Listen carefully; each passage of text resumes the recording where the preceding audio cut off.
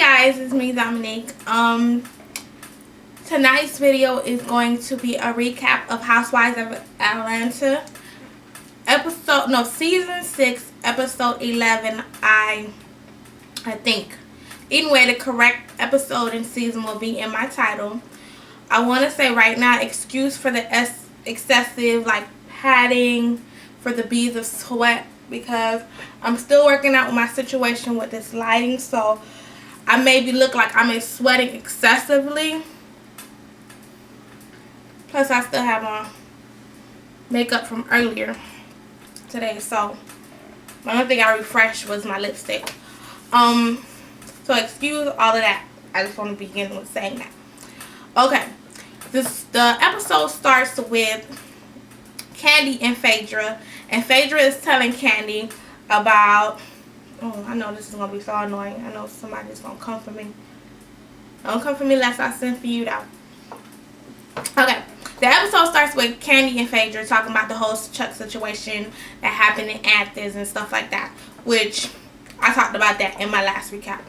And she's telling Kandi that everything that Phaedra said, and saying that, you know, maybe the wife went home and told him a lie and stuff like that. No, the wife just went home and told him that she was hella embarrassed, and he was trying to clean that up by making y'all look bad. And they both kept talking about how he kept saying he was the big homie, but they both kept saying he was the little homie. And the fact that both of them said that made me kind of think, but you know, that's how women are when they not cool with a guy anymore. Like, they'll either say he's small down there or he's gay.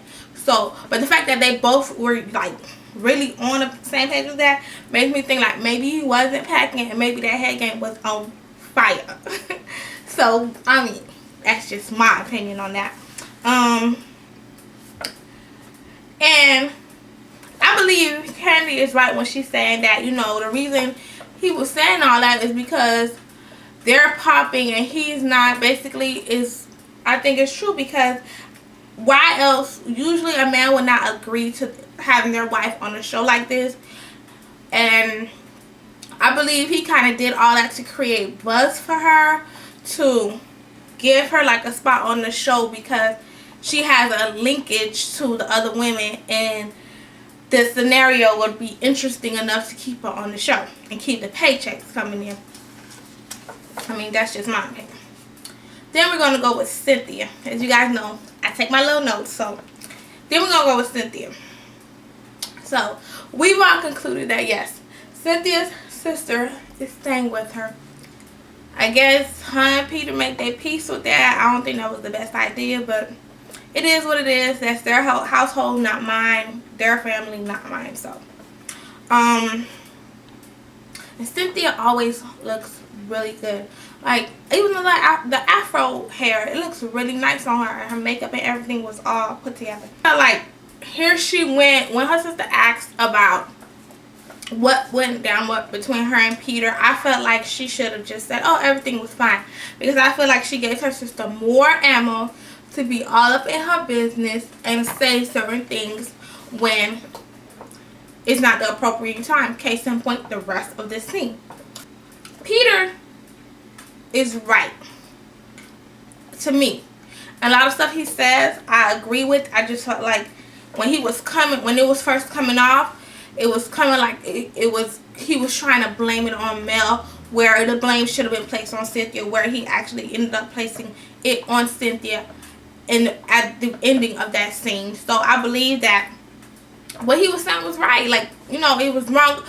Cynthia's his wife. Cynthia should have been the one that came to him and spoke to him, versus her and Cynthia making this decision. Sister or not, that's still Cynthia's husband. They still have to live in that house together after Mel leaves and goes to her husband, or goes back home to her husband. And then here Mel goes again, overstepping bounds, when she's talking about, oh, what is it, the sex issue? I'm like, hold up. I know that's your sister, but why are you sitting there asking your sister and her husband about their sex issue? Even if your sister did tell you, why did you feel like it was okay to think that you were their therapist or their mediator to bring in and say, okay, oh, Peter, what's your issue? Sex? That's not your business. Even if your sister tells you something like that, it's not your place to bring it up and try to mediate. And then they turn around and have this conversation with each other about sex in front of Mel. And I'm like, are you guys kidding me? Like, why are you having this conversation in front of Mel? Y'all could have had this conversation in the privacy of y'all bedroom. Why y'all even sitting here having this conversation in front of Mel? And I mean, that whole scene ended playfully, but I think to me it kind of ended playfully where they were joking, but it was some seriousness and some tension in the tone of how that whole next scene. Kenya. Papa Kenya, I don't even know his name. I ain't gonna even Google his name right now. I feel like, well, damn, like the way he was coming, like, oh, this is wrong and that is wrong. I was like, damn, Papa Kenya, you kind of critical for real. I can see why Kenya has these issues. She got mama and daddy issues because dad, according to what she said, dad wasn't really around and mom wasn't really around. And like she said, she was raised by her grandmother. But I'm like, damn, he come in the house and everything is not good enough, or everything is not good or up to his par. So I'm like, damn, Papa Kenya, you're like really very, very critical. Maybe it was the way they edited it. Felt bad for Kenya when she was telling her dad, you know, she wanted to speak to her mom and she wants to know why her mom keeps denying her. Which I could understand her needing to know information like that. But and then that whole thing, the way that the dad reacted was like, oh, that's not gonna happen, makes you kind of wonder what type of relationship did Kenya's mom and Kenya's dad have when they had Kenya, because it's like that the whole scenario, even though it's in that time frame, it's like it makes you wonder what type of relationship they have. And it's like children can sense when they are a consequence of situations like that, and the way that the parents handle it makes it even worse. But one thing I do agree with Kenya's father on is that she gotta let it go. Like, she wants to know why her mom denies her and why her mom act like she doesn't exist. But if her mom doesn't want to do it, you can't make somebody, especially somebody at that stage of life, at that age, you can't make somebody do what you want them to do. So it's best that she probably makes peace with this situation on her own, because I don't think she's going to get the closure and the peace she needs from her mom to move on and get past that situation. She just needs to make peace with it herself. Next scene is a scene with Portia and her lawyer. And basically her lawyer is telling her, you look too successful. Like, a judge is not going to believe that you need this money that you're saying that he should give you for divorcing you and for putting you through all of this because you're on this reality show. Like, granted, you know the judge knows this. The judge may or may not watch Housewives of Atlanta, even though it is the judge's job to be unbiased in the case. Even though that's an oath that they're supposed to take. I don't know. I'm just talking. You gotta know the judge is not gonna look at you and who you are, Portia, and feel like Cordell should give you this amount of money when you don't really look like you need that money. When you look like you handling it on your own. I'm just saying. And goes to Candy. Candy and Todd are talking. Todd is talking about, well, basically he's talking about how, you know, this whole musical thing may not be all that successful because nobody knows what they're doing and he doesn't know about it. Basically, I feel like he was just making an excuse for finding a reason to do what he wanted to do as far as taking on the job offer that he was talking about, that he brought up right after the fact, that he basically said the musical would not be as successful as they thought it would be. Go into the scene with Kenya and Nene and Cynthia. So Nene throws shade first quarter as soon as she walks in there. Nene's like, hold up. You can't afford this house, you can't afford this Bentley, like, what you really doing? We know you broke, so what's really going on? And the dad starts to laugh because he like, you know, I know my daughter really broke too. I don't know where she getting his money from to do all of this.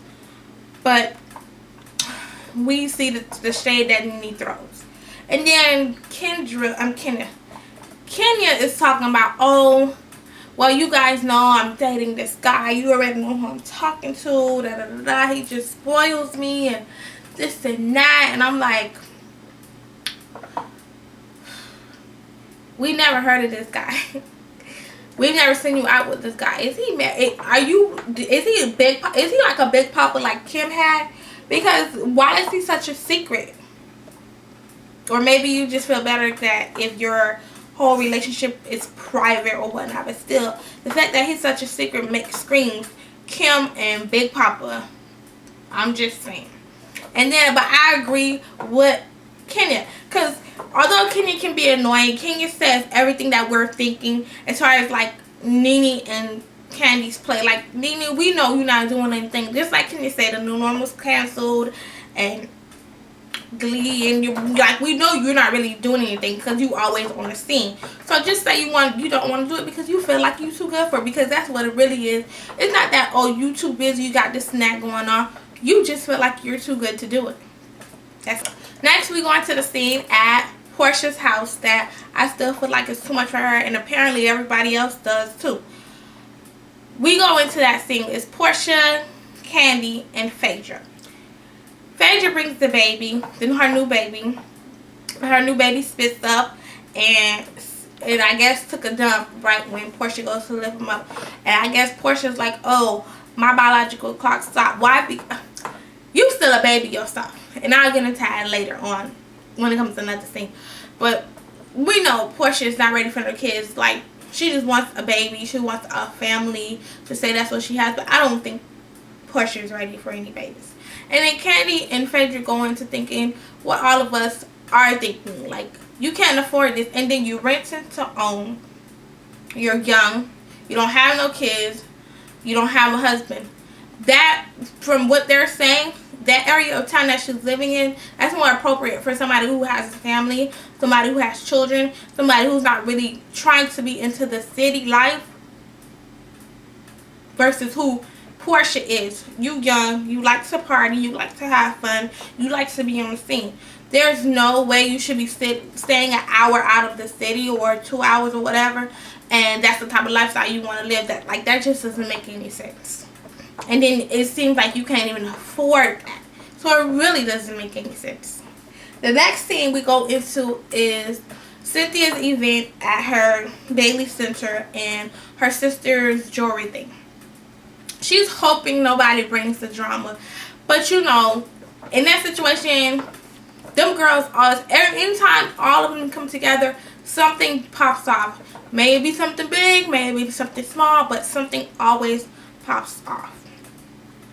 So the first thing, she's like, everybody keeps showing up early. Of course, Cynthia, everybody keeps showing up early, because every time somebody shows up late, one of y'all throw a tantrum. Mainly it's Nene, but it's like, of course, of course, Candy and Portia are going to show up early because of the last incident when people showed up late and how it escalated and made things worse. So, of course, I guess they're trying to be more courteous. So, everybody knows that Portia moved near Nene, but Nene.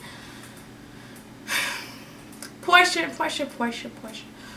has no, like, that underground railroad thing just rubbed me the wrong way, and after that I just feel like Portia needs to concentrate on herself. Portia needs to get her mind right, because she just do stuff without thinking. She just doesn't make any sense. In a sense, and then she just acts like a baby, and I think that's why her mom always tries to keep her coddled, and that's why Cordell kept her under a tight rein, because she acts like a baby, and she acts like she needs to be baby, because that whole scene was Portia being a baby. Portia, you were wrong. Portia, you should have just took it and owned up to it and said, you know what, I was wrong for that. I'm a bad friend. I'm a bad friend for moving into your neighborhood and not telling you I moved into your neighborhood. And here I am saying that you like my big sister, but I'm not even calling my big sister to tell my sister, hey, I moved. I just moved here. I need some quiet time, but I'm in your neck of the woods. Maybe we can meet up. You could have even did that, because you said you moved. You wasn't really trying to. You was just trying to have your little long time. You could have said that to me. The fact that you don't think like a grown up makes me just want to be done with you. Then Kenya knows how to throw the shade, but Kenya's right. Kenya ain't even got no man. But Kenya said, like, she has a husband. You don't just pop up and say sister or not, you don't just pop up and say, I'm going to come and stay with you for 2 months. That's just wrong. Like, on no levels, that's right. And I feel like Mel is wrong, and that's why she started to get an attitude with Kenya and saying to fall back. But you know, Mel got some thug in her, it seems. But Mel know if it was the other way around, her husband would not be happy if Cynthia just showed up and said, I'm going to be here for 2 months. Like, she knew that was not going to be cool, and she probably wouldn't have did that, because why? She respects her husband a little bit more. She got a little more. The stuff she'll do with Cynthia, she probably won't do to her husband in her marriage, because she don't really care for Peter and Cynthia and Peter's marriage. That's why she did what she did, and that's why she does what she does. Point blank. I feel like Mel agitates Peter and Cynthia, but when she wanted to pop off when Kenya was agitating her, telling her the truth. Because I feel like when she talks, she feels like, oh, I'm just telling the truth, I'm just keeping it real. But when somebody turns around and does it to her, I think she has a problem. Okay, can we talk about when Nene and Monique walk in the room and Phaedra and Candy are not there for Nene and Monique, because they're just not there for her because of the whole Chuck thing. That's Rain at the door knocking because she hears me talking. For those of you who aren't subscribed to my channel and don't know who Rain is my 18-month-old daughter. So yeah, that's her knocking at the door. When they was talking about it, then we all knew that Kenya was going to be the one to tell Nene about what's going on with Portia and was going to stir the beef in her drama. Like, we knew, because she's just messy, and that's just what she does, and that's the first thing she does. Oh, like, I feel like wholeheartedly Phaedra slightly slipped because, you know, she probably was drinking. She probably was like, yeah, I was just in your neighborhood, girl. And she was like, oh shit, Portia said not to tell Nene. Oh, she was like, oh, a friend of ours. And I guess, you know, she would have kept going and kept talking. I know she probably wouldn't have told Nene. But here comes Kenya, and Kenya's like, oh, what y'all talking about? Oh, that Portia move? And I was like, I knew she was going to do that. Why? Because she's just messy. Kenya is messy. Nene keeps talking about friends doing this and friends doing that. Nene has been on this show long enough. I think she's the only one that's been on the show for all season. Nene has been on the show long enough to know you need to stop having expectations of people. Nene, you need to let it go. You know who your friends are. You know who your associates are. Like, Portia got her own shit going on, like she keeps saying, like y'all keep saying. But you need to do Portia like you do some of the rest of those girls. Because you need to know she's not trying to be the same type of friend that you feel like you need. So you need to just let it go. And the last thing I paid attention to, I seen the rest, but the last thing I'm talking about was Kenya. Kenya is so extra, and you guys seen when she was leaving, how when she was crossing the street, and it looks like that car sped up to hit Kenya. It just looked like that to me. And then she went to swirling because she's just extra. She needs to leave that in last season. But that's my recap of Housewives of Atlanta. Hope you guys enjoyed it.